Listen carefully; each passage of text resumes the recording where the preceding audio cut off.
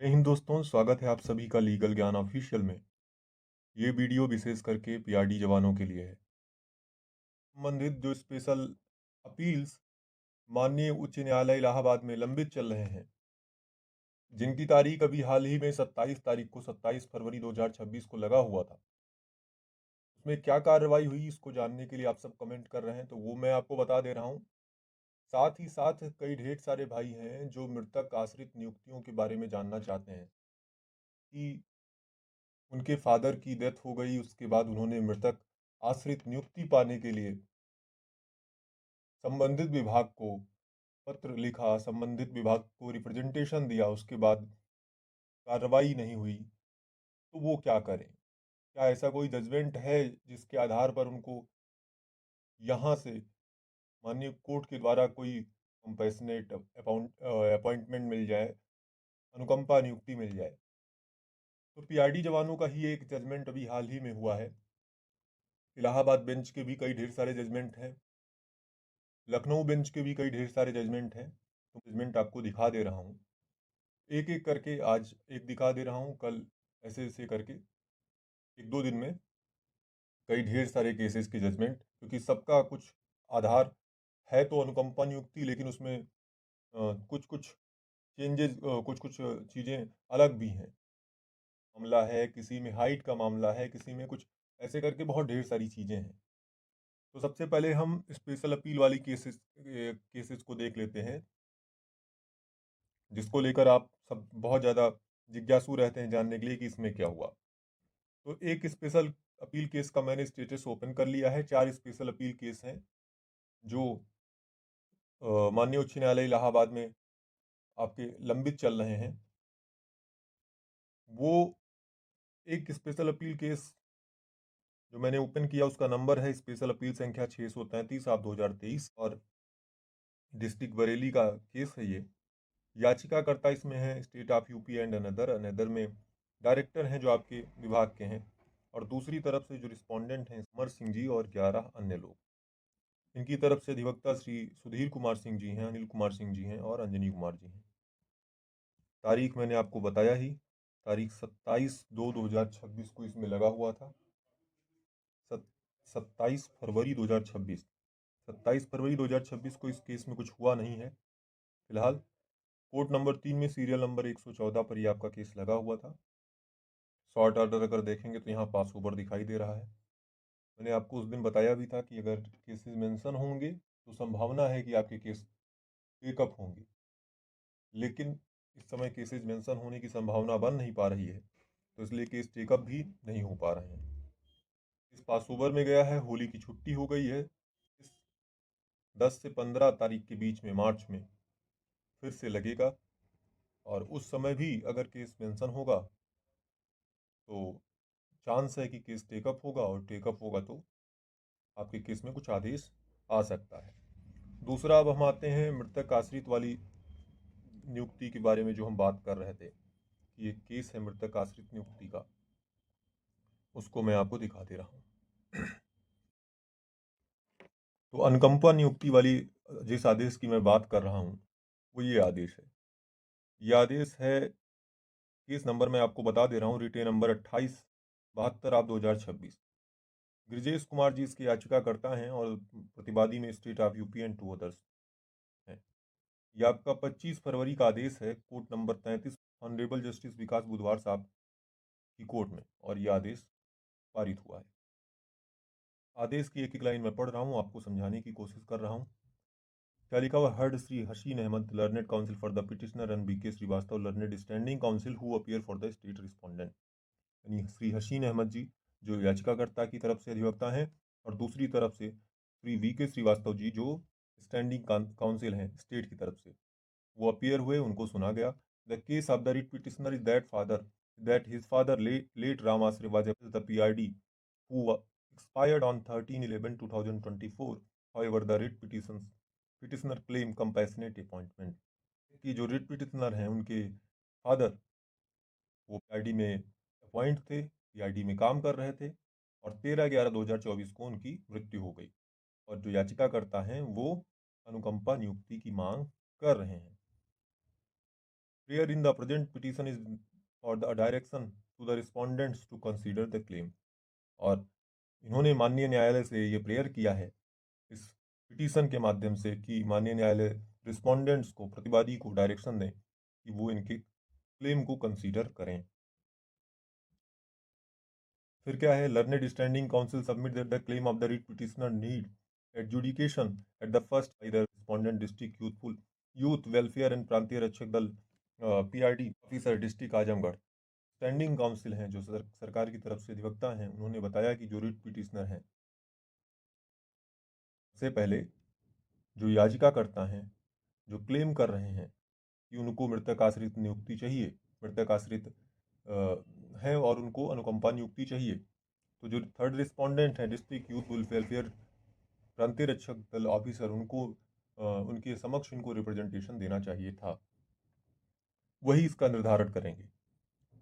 To such a submission learned counsel for the petitioner has no objection and he gracefully respect the same। तो याचिकाकर्ता की तरफ से जो अधिवक्ता हैं उनको भी इस बात में कोई ऑब्जेक्शन नहीं था, उन्होंने भी इस चीज़ को एक्सेप्ट किया कि हाँ उनको रिप्रेजेंटेशन देना चाहिए, क्योंकि वो अथॉरिटी हैं जो इस केस को डिसाइड करेंगे।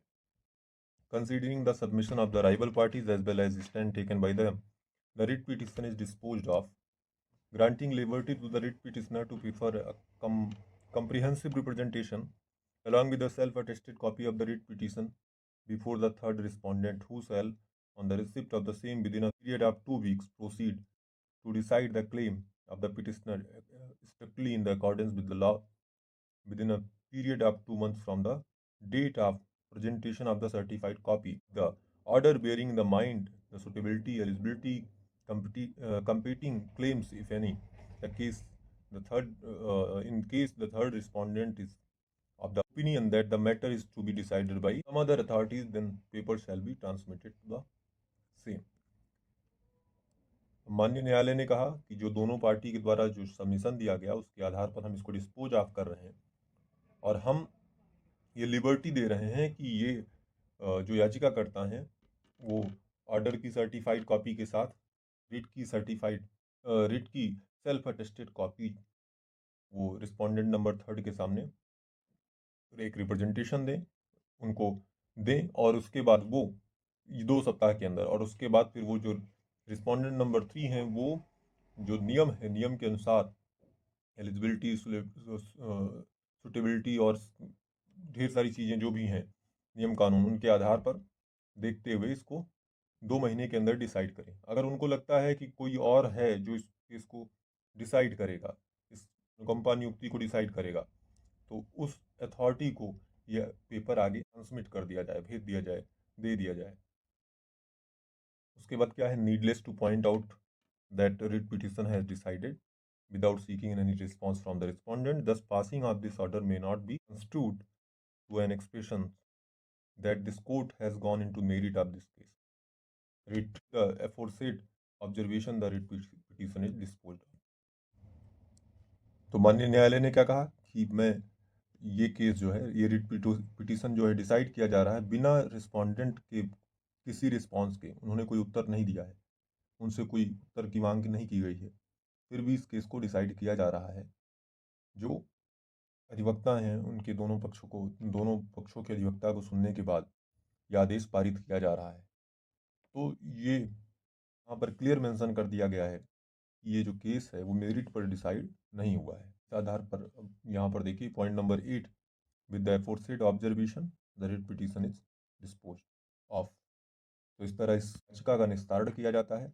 माननीय कोर्ट ने एकदम स्पष्ट तौर पर यहाँ पर वो कर दिया है कि हम लिबर्टी दे रहे हैं कि आप जाइए वहाँ पर 2 सप्ताह के अंदर रिप्रेजेंटेशन दीजिए। उसके बाद जो सक्षम अधिकारी हैं, जिनको हम रिस्पोंडेंट नंबर 3 कह रहे हैं, youth welfare district youth welfare officer, वो 2 महीने के अंदर डिसाइड करें। अगर उनको लगता है कि उनसे भी बड़े कोई अधिकारी हैं जिनमें जो इस केस में निर्णय लेंगे, तो वो उनको भेज दें और वो उस पर डिसीजन लें। इस तरह से इस केस का निस्तारण किया गया है, लेकिन इसमें किसी से अभी पहले ही उत्तर नहीं मांगा गया है, इसलिए यहाँ पर लिख भी दिया गया है कि ये मेरिट पर डिसाइड नहीं किया गया है। देखिए इसी केस को समझने के लिए देखिए मैंने आपको यहाँ पर एक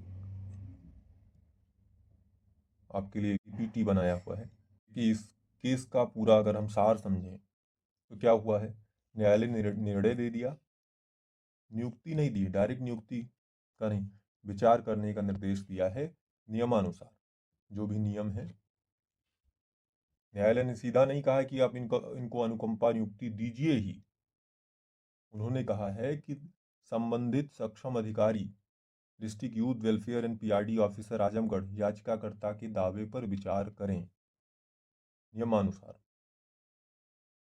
ये आदेश का जो आधार था वो किस आधार पर था, क्योंकि माननीय कोर्ट ने कहा कि ये मेरिट के आधार पर नहीं है, तो किस आधार पर था। स्टैंडिंग काउंसिल का जो तर्क था, इस पर जो सक्षम अधिकारी हैं वो निर्णय करें। याचिकाकर्ता ने भी इस बात पर सहमति जताई कि हाँ, डिस्ट्रिक्ट यूथ वेलफेयर ऑफिसर जो हैं वही इस केस डिसाइड करेंगे, इस युक्ति का निर्धारण करेंगे। तो इसलिए परिणाम क्या निकला कि कोर्ट ने लिबर्टी टू रिप्रेजेंटेशन दिया। कोर्ट ने कहा कि वो एक रिप्रेजेंटेशन देंगे और इस केस का निस्तारण इस तरह कर दिया गया कि वो सक्षम अधिकारी हैं, उनके सामने रिप्रेजेंटेशन जाकर दें। महत्वपूर्ण स्पष्टीकरण यहाँ पर देख लीजिए।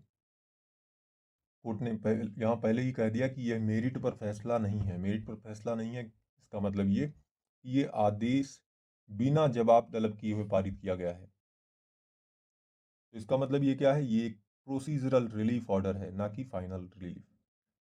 कोर्ट ने यह नहीं कहा है कि ये दावा सही ही है, केवल एक प्रक्रिया बता दिया है, एक रास्ता बता दिया है कि ऐसे ऐसे ये चीजें होंगी। अब सभी की जिम्मेदारियां तय कर दी गई हैं।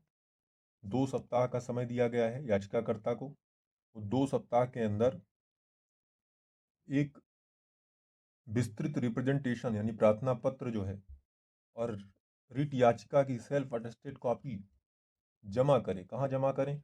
जो जिला पीआरडी अधिकारी हैं उनके आजमगढ़, उनके पास। फिर अधिकारी की भूमिका भी तय कर दी गई है कि वो क्या करेंगे, 2 महीने में निर्णय लेंगे। सर्टिफाइड कॉपी की प्राप्ति के 2 महीने के भीतर वो निर्णय लेंगे। किन आधार पर? पात्रता के आधार पर, उपयुक्तता के आधार पर और अन्य दावेदारी कंपीटिंग क्लेम्स के आधार पर वो निर्णय लेंगे। अब देखिए याचिकाकर्ता के लिए क्या है, अगर इस आदेश का पालन ना हो तो वो क्या कर सकते हैं। तो 2 चीज़ें हैं। यदि अधिकारी 2 महीने में निर्णय नहीं देते हैं तो याचिकाकर्ता कंटेम्प्ट केस कर सकते हैं, कंटेम्प्ट एप्लीकेशन दायर कर सकते हैं। और अगर अधिकारी गलत तरीके से मना कर देते हैं तो फिर एक फ्रेश रिट पिटीशन दायर कर उसमें अपनी बात रख सकते हैं। तो इस केस का जो मैंने भी आपको बताया उसका निष्कर्ष क्या निकला कि माननीय कोर्ट की तरफ से आंशिक राहत मिली है, प्रशासन को निर्णय लेने के लिए कहा गया है और समय सीमा का पालन करना अनिवार्य है।